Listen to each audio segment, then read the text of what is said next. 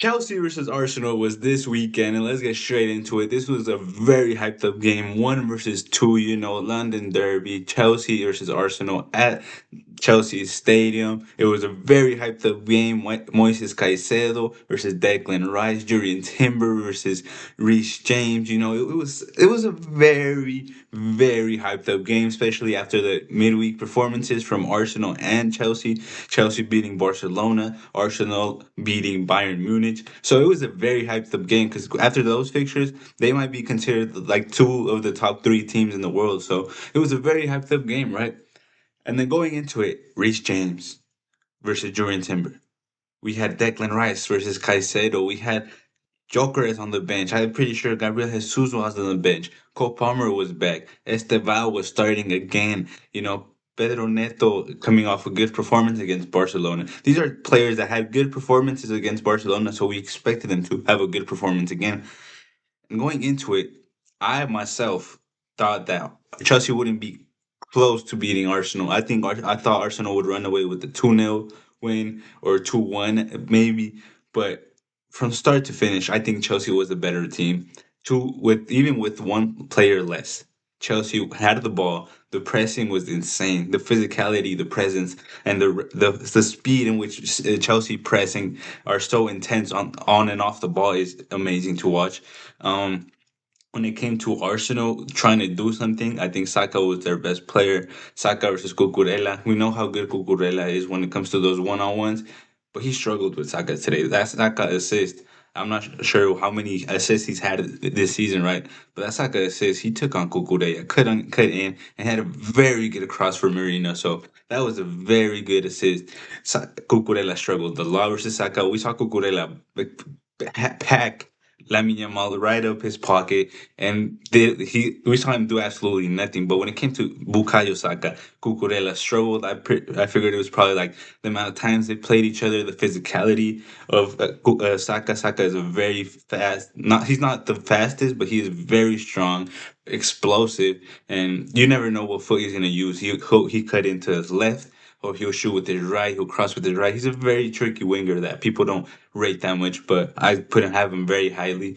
I think he's been contesting with Olise this season. I like Saka. I know he hasn't had the best number season, but I think he's very important to this Arsenal. And then we want to talk about the man of the match. The man of the match in midfield, who everyone would thought would be Caicedo. Everyone thought it would be Rice. Even he had a very good game, Rice. But the man of the match in midfield was Reece James. This guy put in the performance of his life in midfield. He's a right back, right? We've seen him have amazing performances at right back. We've seen him have amazing performances at right wing back. And now we're seeing him have amazing performances in midfield. The way he would win his duels, the long passes he would have, he would break lines when it came to Arsenal's press. He was always there.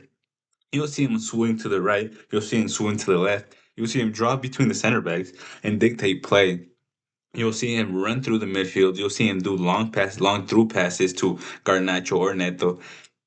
He was everywhere. Reece James was amazing today. Everyone was hyping up a game between Caicedo and Rice, and Reece James came up as the man of the match in midfield. It was an amazing performance by Reece James, and am I surprised? No, because I've seen Reece James play very well in midfield against the PSGs, against the Barcelona's been midweek, and against Tottenham, even though Tottenham are bad, So Reece James, man, this guy is, when it came to the Julian Timber Reece James conversation, I think it was obviously Reece James. I know a lot of people like, oh, this season Jordan Timber, this season, but Reece James fit, I believe, is the second best right back in the world behind Trent. And is there some bias behind that? Maybe because did I want Reece James before his injuries? Yes, I wanted Reece James to have Madrid, but that we'll talk about Madrid later. But Reece James, amazing performance again. Other Chelsea players who had very good performances that I want to shout out is Wesley Fofana. Wesley Fofana is one of those players who everyone rates, but everyone knows he gets injured. Everyone knows at some point he'll get injured. I don't even think he's played 6 games in a row for Chelsea, like 6 week in, week out.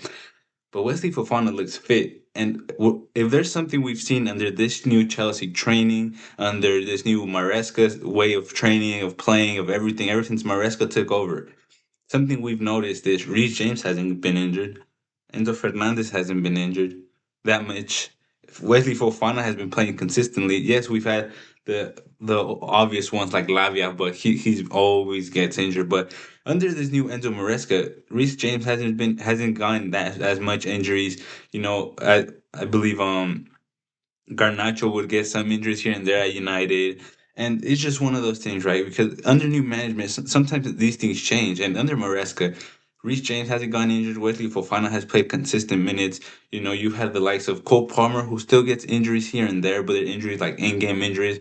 And it's something that's cool to see, right? Because Wesley Fofana, I think, is a very good defender. He is very good winning his duels. He's very good on the ball defending. He's a very solid defender with a really good IQ. There's times where Arsenal would run down the wings, cut in, and look for the midfielder coming out the back, which is something they're really good at. Whether it's Declan Rice or Marino dropping a little bit deeper, or Eze picking up those, and Wesley Fofana would read that. He would cut the pass. He would read it. He would go to the ball first, and he would win it. So Wesley Fofana is a player I really like. I can't wait till that Levi Colwill Wesley Fofana partnership that we haven't seen. It was only always Tosin Colwill. It was only who else was it? It was always someone in Colwill. Colwill has never had a consistent partner. I think the most consistent one he had was Tosin, and I think Wesley Fofana and Levi Colwill will adapt to each other very well. So that's something that's good to see when it comes to their defense being more solid. They did lack a lot in attack. I feel like Esteval didn't have his best game. Neto's decision making is pretty pretty bad. Like overall, like not just this game, but his decision making in the final third is overall just pretty bad. And then they got the red card. Caicedo does a dumb tackle, gets the red card, and it's one of those things where the way he was playing, the way he was giving tackles, the way he was so amped up for it, you felt like he was gonna get maybe like a two yellows, right? But the tackle he did was just criminal. He'll definitely get that 3 match ban. I think Enzo and Reece James are gonna have to do the work in midfield from now and for these next 3 games. And it was just a very dumb tackle by Caicedo. I genuinely didn't understand why he came out like that. Maybe like the social media got to his head, the Rice versus Caicedo, and Caicedo being like the main guy who's trying to show improve himself. But I don't know. It was a very dumb tackle by Caicedo. Arsenal were very slow. Arsenal were very lackluster, we could say. It was one of those things where it felt like Chelsea, even with 10 men, should have won the game. That's how I felt. I felt, yes, Arsenal had a couple of chances near the end where they got saved, where Sanchez saved Chelsea a couple of times. Very good saves. But I felt like overall, Arsenal were just very slow, very I don't know. It was like the only person who I saw who wanted to win the game. The only person that I saw that would get the ball, run up the pitch, try and do something was Declan Rice. Declan Rice was the engine. Declan Rice was even the creative player. There was a play where Declan Rice just runs straight down the left hand side and tries to create something. To me, Declan Rice was the only player who really wanted to win this game. That looked like he wanted to win this game. Declan Rice and Bukayo Saka. And look, this is probably the spine of the team. Declan Rice, Bukayo Saka, Saliba, Gabriel. This is the spine of the team. So seeing the levels, seeing how bad they wanted to win it was very good to see in terms of watching for Arsenal. But in terms of watching the whole team, there's times where I didn't think Calafiori was attacking enough. I didn't think Julian Timber was going up enough. There was times where Zubimendi was kind of lost. Uh, but that's why you have to give a big shout out to Declan Rice. I mean, a big shout out to Saka because the amount of times they would get on the ball and try to do something with it, try to create something, try to go forward. Saka and Rice carried this Arsenal team today. And Marino had that amazing header. He had other shots, but for me, Bukayo Saka and Declan Rice were the guys for the Arsenal this game. And look, Chelsea are quietly creating something or building something, right? Because that season is one of those things where they were in it for a little bit. You guys got to remember they were in it till like December, January, and from there you could tell their players were not experienced enough. They weren't good enough. They didn't have the squad depth at all. But the Chelsea I see right now, it doesn't depend on Cole Palmer. It doesn't depend on Stavao. It doesn't depend on like a sole player like we've seen them before. And I think that is one thing that I want to give a big shout out to Enzo Maresca, because Enzo Maresca has built a system. Enzo Maresca's Chelsea is one of the most disciplined teams I've seen. They run every ball. They work for every ball. They fight for every ball. Enzo Maresca's Chelsea is probably the most disciplined team I've seen this season. The way that he works them in the big games, the way they stick to the plan, the way you see Malo Gusto following, tracking someone into midfield, the way Malo Gusto and Reece James, there's sometimes even change when it comes to the pressing. Reece James drops a little bit sometimes. Reece James goes to the right as a right back. Malo Gusto presses the midfield. Reece James goes back into midfield. Malo Gusto goes back to right back. And it's one of those things where this Chelsea is one of the most disciplined teams when it comes to tactics, when it comes to pressing, when it comes to defending. They are very disciplined. Chelsea is a very disciplined team, and they might not have the best of players, right? Because let's be honest, their center backs is shaky sometimes. It's not when Wesley Fofana wasn't there, their center backs were shaky. Their attack wingers, Garnacho Neto, they've always been shaky. Garnacho Neto will probably be one of them will be on the bench from now on with Cole Palmer and Estevao. And then the striker role, Joao Pedro isn't an out and out striker. I'm not the biggest fan of the lap. So when you look at that, you look at the team, you're like, can this team challenge? Then you look at the bench, right? You see Buenanote, you see one of Neto or Garnacho, you've seen the lap coming off the bench, you see their defense and the substitutes. And it's one of those things where you're like, can they compete? But I think we underrate Enzo Maresca a lot. I think the way he has these players playing, the way he plays to their advantages. Malo Gusto isn't the most technical right back, but he is fast and he is physical and he will press and has cardio for days. That's one thing I've noticed. He will press for days. Reece James is amazing everywhere. Caicedo is very good defensively, so he doesn't have Caicedo on the ball that much. That's when Chelsea have the ball, make sure Reece James or make sure that Enzo Fernandez has the ball because they will do something with it. And the way Enzo Maresca has this Chelsea team playing is very underrated, in my opinion. I think they are very disciplined. Tactically, they are very well worked.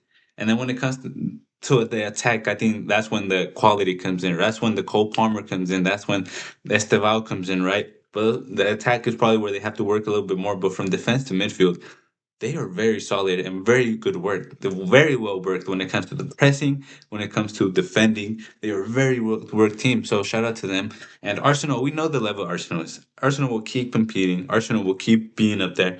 And for me, aside from all the Liverpool game and the City game, for me, Arsenal are still huge favorites. Because do I trust Liverpool to not drop points for the next 20 games? No.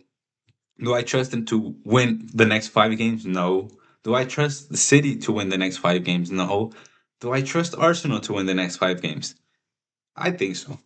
And will they win all 5 games? No. They might get a draw here and there, but while Arsenal will get a draw here and there, City will lose games here and there. So I think Arsenal will get a couple more ties. I think it's very difficult to beat them, and that's the level Arsenal is at right now. Right now, they're here, and I think Liverpool and City are around here and here.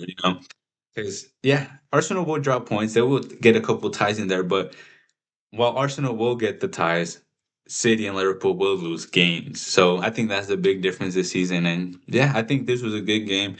Not the best of games in my opinion. I'm very highly when it comes to like the tactical side of things, but one of the goals was a dead ball, corner kick, and the Chelsea didn't really create much when it came to real play, actual plays. Arsenal, that was all Arsenal today. Arsenal weren't able to do anything when it came to set pieces, but when it came to actual play, Marino had a couple of chances. Saka created a good amount of chances for his team, and yeah, I think Chelsea, apart from everything, didn't create many things when it came to the final third. Like I said, they lacked there, but as Arsenal was the side creating off the good football.